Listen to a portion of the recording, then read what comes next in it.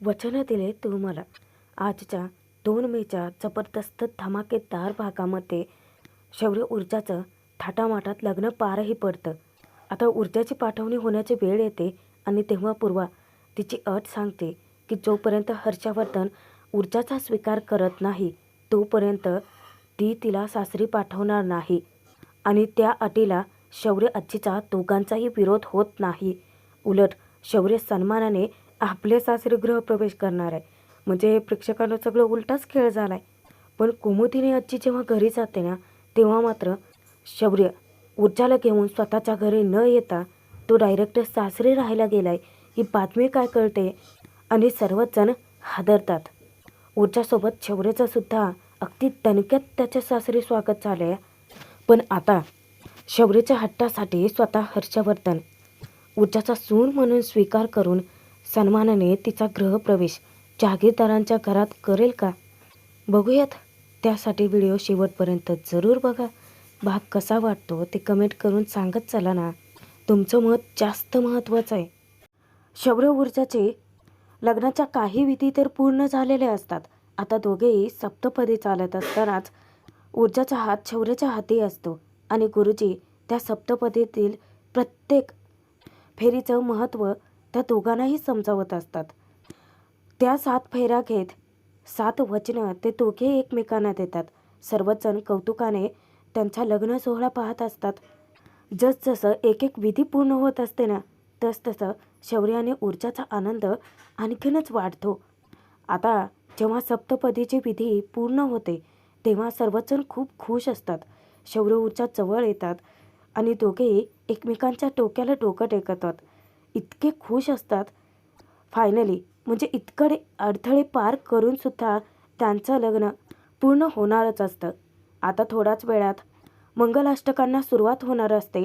म्हणूनच आजी वेळेवरती आदित्यला कॉल करते. आदित्य सोनल आणि तीर्थाला पटकन बोलावून घेतो.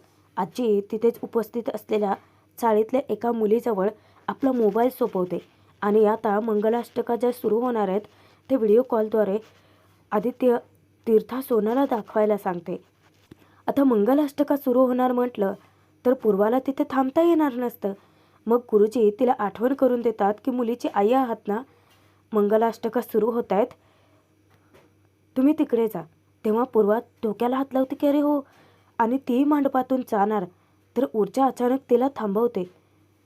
पूर्वा तिची समजूत काढते की म्हणू अगं मी इथे थांबायचं नसतं. त्यावर ऊर्जाचा चेहरा पार रडवेला होतो आणि ऊर्जा हट्ट धरून बसते की आई, मला माहिती आहे की मंगलाष्टका सुरू असताना नवरी मुलीच्या आईने त्या मंगलाष्टका ऐकायच्या नसतात, तिथे थांबायचं नसतं. ही फार जुनी प्रथा आहे. पण मला माझी आई माझ्यासोबत इथेच हवी. अगं तू माझा भक्कम आधार आहेस. कोणत्या परिस्थितीत तू हे लग्न लावून देतेस ते मला चांगलं माहिती आहे. खरं तर मंगलाष्टका आईने का ऐकायच्या नसतात? कारण आता आपली मुलगी आपल्याला सोडून सासरी जाणार हा विचार करून तिच्या डोळ्यातले अश्रू थांबत नाहीत. तिला माहेरची मुलीला ओढ लागू शकते. म्हणूनच आई मंगलाष्टका ऐकण्यासाठी मंडपात थांबत नाही.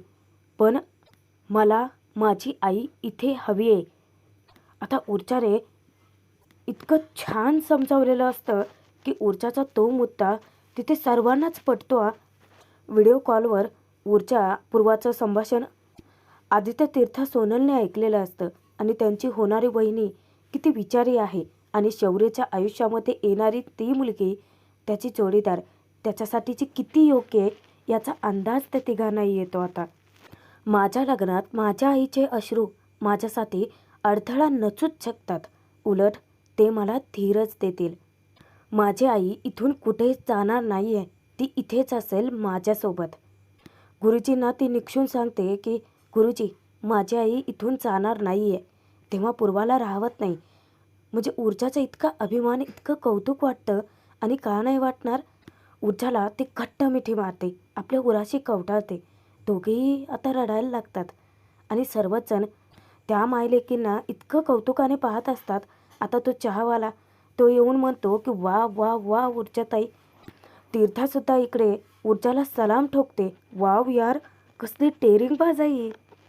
मुद्दामच रडणाऱ्या पूर्वाच्या चेहऱ्यावरती हसू आणण्यासाठी ऊर्जा म्हणते की आई, तू आता अजिबात रडू नकोस हा. कारण मी इथे सगळ्यांना सांगितले की माझी आई खूप स्ट्रॉंग आहे आणि अशी तू रडलीस ना की माझा पचका होईल. त्यावरती इतकी खळखळून मनमोकळेपणाने हसते. पूर्वा आपले कान पकडून ऊर्जाची माफी मागते आणि आता पुढच्या विधींना म्हणजे मंगलाष्टकांना सुरुवात होते. तो चहावाला गुरुजींसोबत आता शौर्य ऊर्जाच्या मध्ये अंतरपाठ धरतो आणि जेव्हा मंगलाष्टकांना सुरुवात होते तेव्हा मध्ये मध्ये शौर्य मस्ती करतो. मुद्दामच तो अंतरपाठ खाली करून तो ऊर्जाला पाहत असतो आणि ते बघून पूर्वा आणि आजी दोघींनाही इतकं हसू येतं. इकडे आदित्य, तीर्था, सोनल ते सुद्धा शौर्य ऊर्जाचं लग्न फुल एन्जॉय करत असतात. सगळीकडे नुसतं आनंदाचा माहोल असतो. मंगलाष्टकासुद्धा पूर्ण होतात. दोघांमधला अंतरपाठ हलतो आणि त्यानंतर शौर्य ऊर्जा दोघेही त्यांच्या हातातील हार एकमेकांच्या समोर धरतात. त्या हारातून दोघेही एकमेकांकडे पाहतात तेव्हा दोघांच्याही डोळ्यात आनंदाश्रू दाटून आलेले असतात. फायनली हा क्षण बघण्यासाठी त्यांनी इतके अडथळे पार केलेत आणि आपल्या प्रेक्षकांची आतुरता मात्र संपली आहे. कारण आता शौर्य ऊर्जाचं लग्न संपन्न होतं. ऊर्जा शौर्याच्या गळ्यात हार घालते. त्यावेळेला सर्वच जण आता टाळ्या वाजवतात. शौर्यसुद्धा आनंदाने ऊर्जाच्या गळ्यात हार घालतो आणि इथेच ते 7 जन्माच्या बंधनात अडकतात. दोघे एकमेकांकडे पाहून आता इतकं मनमोकळेपणाने खळखळून हसत असतात की त्यांच्या आनंदाचा काही पारावारच उरलेला नसतो. आता त्या दोघांवरती आदित्य, तीर्था, सोनलने सुद्धा अक्षता टाकलेला असतो. फोनवरून का असेना. खरं तर सोनल तीर्थाचं कौतुक करते की वाव, काय भारी आयडिया काढली होतीस यार तू. त्यावर तीर्था स्वतःचंच कौतुक करते, मग तशी पण स्मार्ट आहे मी. आता सर्वच जण चाळीतली लोक ऊर्जा शौर्याला खिराटा घालतात. सर्वच जण त्या दोघांचं अभिनंदन करत असतात.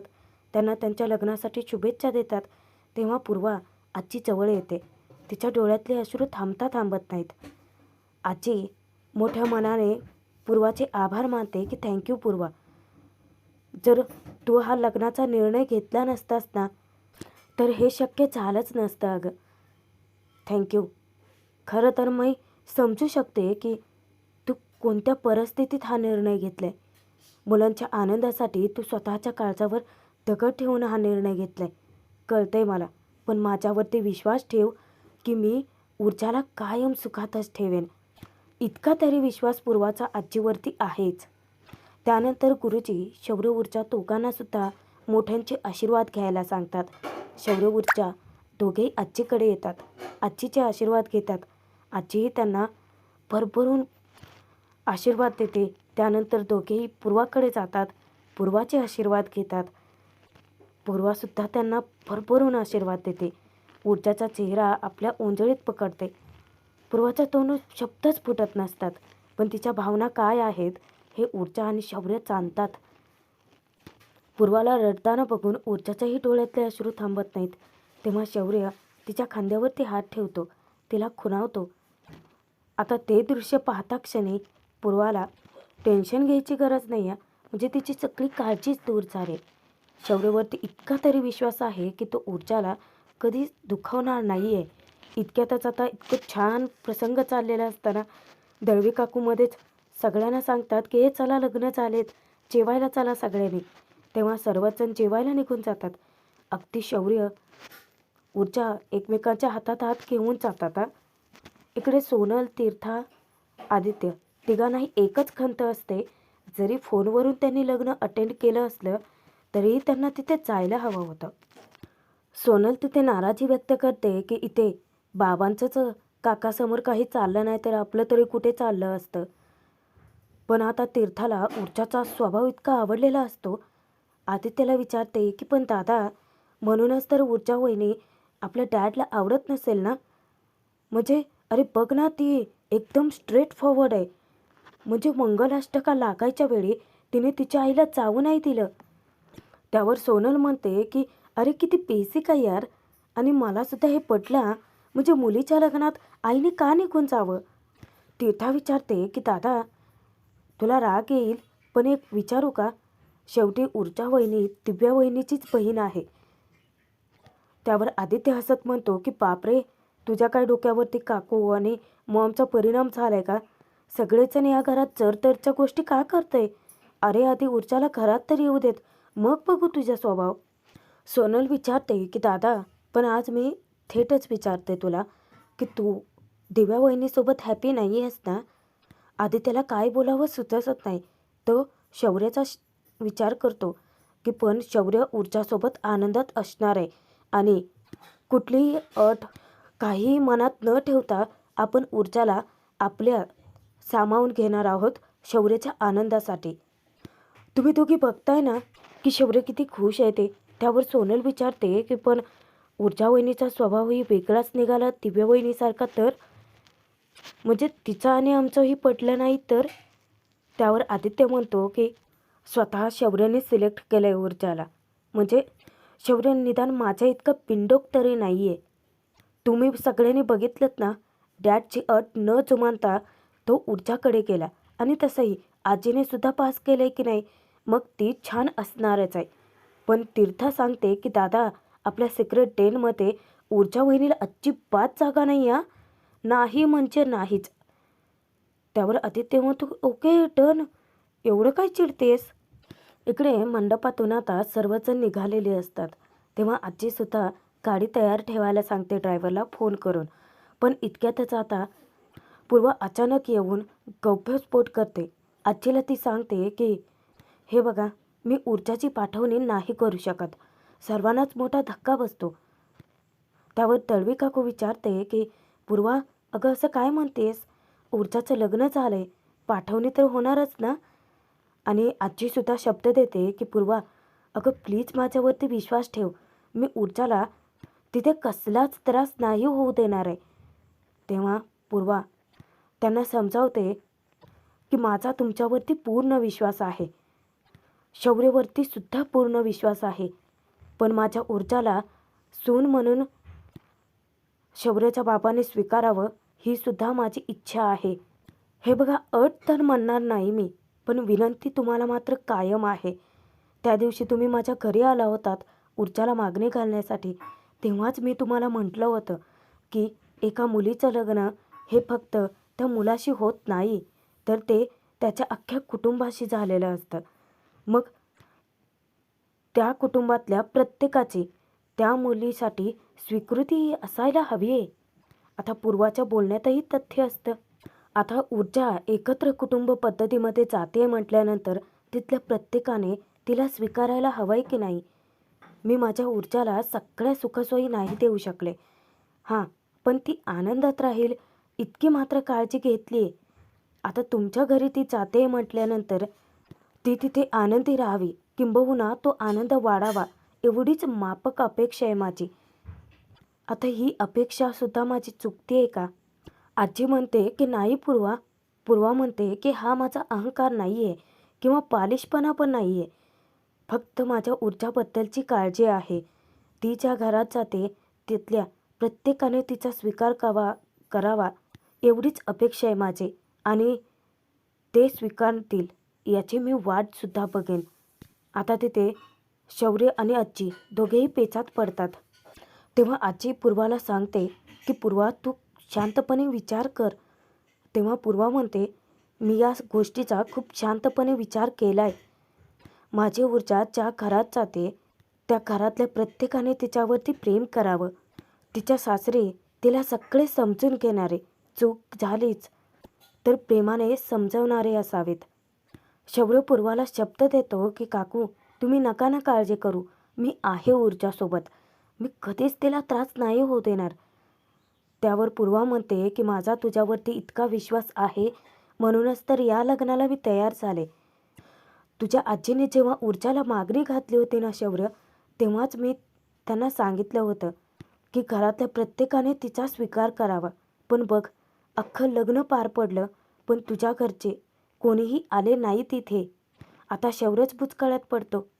तुझ्या घरीचे इथे कोणी आले नाही आहे म्हणजे नक्की काय कारण आहे? राग, द्वेष की अहंकार? आता तूच स्वतः सांग शौर्य, की ऊर्जाने तिथे नक्की काय म्हणून जायचं? माझी ऊर्जा माझा अभिमान आहे. तुम्ही स्वतः माझ्या ऊर्जाला लग्नासाठी मागणी घातलीत. मग तुमच्या घरात तिने अभिमानाने जायला हवंय ना? सॉरी, सन्मानाने जायला हवंय ना? ऊर्जाच्या डोक्यावरून हात फिरवत पूर्वा तिला समजावते. ऊर्जा, या सगळ्याला तू माझा अडमोठेपणा समजू नकोस. मी जे काही करते ते तुझ्या फक्त काळजीपोटी करते. आणि शौर्य, आता तू सुद्धा माझा मुलगा आहेस. त्यामुळे तू चाळीत कधीही येऊ जाऊ शकतोस. त्यावर तळवी काकू विचारते की पूर्वा, अगं शौर्य आणि चाळीत? त्यावर पूर्वा गैरसमज दूर करते की नाही नाही नाही, माझा आग्रह किंवा हट्ट नाही आहे. हे बघ शौर्य, तुझं जे काही मत असेल ते तू मला मनमोकळेपणाने सांगू शकतोस. तेव्हा शौर्य अभिमानाने पूर्वाला सांगतो की सप्तपदीची 7 पावलं चालत असताना आयुष्यभर सोबत राहण्याचं वचन दिले मी ऊर्जाला. ऊर्जा अचंबित होऊन विचारते की शौर्य, तू खरंच आमच्या घरी राहायला येणार आहेस? त्यावर शौर्य म्हणतो की का नाही ऊर्जा? अगं आपलं लग्न झालंय. जिथे तू असशील तिथेच मी, आणि मी माझ्या घरी गेलो तर तुला सोबतच घेऊन जाईन. पूर्वा आपले अश्रू पुसते. शौर्य ऊर्जा दोघांनाही सांगते की ठीक आहे, चला आपण आपल्या घरी जाऊयात. आणि ती जाण्यापूर्वी आजीचे माफी मागते की मला माफ करा.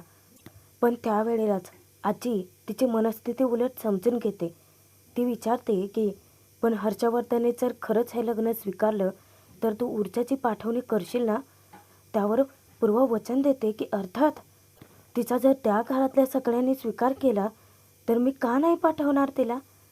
त्यावर आजी पूर्वाला वचन देते की ऊर्जाचा गृहप्रवेश त्या घरात त्या सन्मानानेच करतील. तेव्हा आजी मुद्दामच विचारते की अगं पण निदान मी तुम्हाला तुमच्या चाळीपर्यंत तरी माझ्या गाडीतून सोडू शकते की नाही? त्यावर सर्वजण हसत असतात. आता सर्वजण जाणार तर ऊर्जा अचानकच थांबवते. आई 1 मिनिट. शौर्याला ती विचारते की शौर्य, तू आमचं घर बघितलेस. तुझ्या घराच्या तुलनेत ते घर काहीच नाही आहे. तिथे तुझी खूप गैरसोय होऊ शकते. त्यावर शौर्य विचारतो की कसली गैरसोय? नाही होणार. आता काकू म्हणाल्या ना की ते माझं पण घर आहे. माझ्या घरात माझी कशी काय गैरसोय होऊ शकते? त्यावर ऊर्जा सांगते की अरे पण तुला तिथे गरम होईल ना? एक तर प्रॉब्लेम आहे. शौर्य विचारतो की काय? ऊर्जा सांगते की अरे तुला गरम होत असेल तर आमच्या घरात AC नाही आहे. त्यावर पुन्हा इतके सगळेजण हसतात ना. शौर्य म्हणतो की AC, साधा AC. ऊर्जा, तुला वाटतं का की मला थंडी किंवा गरमीने काही फरक पडणार आहे? पण मुद्दामच तो म्हणतो की ऊर्जा, खरं तर AC नाही, पण अजून एक प्रॉब्लेम आहे बरं का. त्यावर ऊर्जा घाबरत विचारते की काय?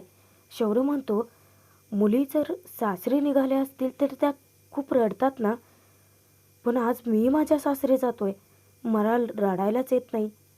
काय आहे, माझं तुझ्यासोबत लग्न झाल्याचा आनंद इतका आहे ना की मला रडायलाच येत नाही आहे. त्यावर पुन्हा सर्वजण खळखळून हसायला लागतात. पूर्वा हसत म्हणते की चला आता. आता सर्वजण पुढे जातात. तेव्हा शौर्य ऊर्जाचा हात हातात घेऊन घराकडे जायला निघतो. प्रेक्षकांनो, आणि असाच यांच्या लग्नाचा गोड शेवट झालाय. पण खरा गोड शेवट तर तेव्हाच होईल ना जेव्हा हर्षवर्धन स्वतः हे लग्न स्वीकारेल. प्रेक्षकांनो, भाग जरी संपला असला तरी सुद्धा पुढे इतका मोठा ट्विस्ट आलाय. आजी खरी जाते तेव्हा सर्वजण तिला प्रश्न विचारून हैराण करतात की शौर्य कुठे? तेव्हा आजी सांगून टाकते की शौर्य आलाच नाही. विजया भडकते, आलाच नाही आहे म्हणजे? आजी त्यांना उत्तर देते की शौर्याचं आता लग्न झालंय आणि तो या घरात तेव्हाच येईल जेव्हा तुम्ही सर्वजण ऊर्जाचा स्वीकार कराल. आणि हे ऐकून आता सर्वांनाच मोठा धक्का बसतो. पण ऊर्जाच्या घरी ऊर्जासोबतच शौर्याचं दणक्यात स्वागत होतं. पूर्वा त्या दोघांचंही औक्षण करते. तळवी काकू त्या दोघांवरूनही भाकर तुकडा ओवाळून टाकतात. ऊर्जाचा सासरे नाही, पण शौर्याचा सासरी गृहप्रवेश झाला आहे. आणि हा मजेदार ट्विस्ट तुम्हाला कसा वाटला कमेंट करून सांगा. प्रेक्षकांनो, मालिकेचे सर्वात आधी भाग पाहण्यासाठी आणि खरे भाग पाहण्यासाठी आपल्या चॅनलला सबस्क्राईब जरूर करून ठेवा, जेणेकरून पुढचे सर्व भाग तुमच्यापर्यंत पोहोचतील.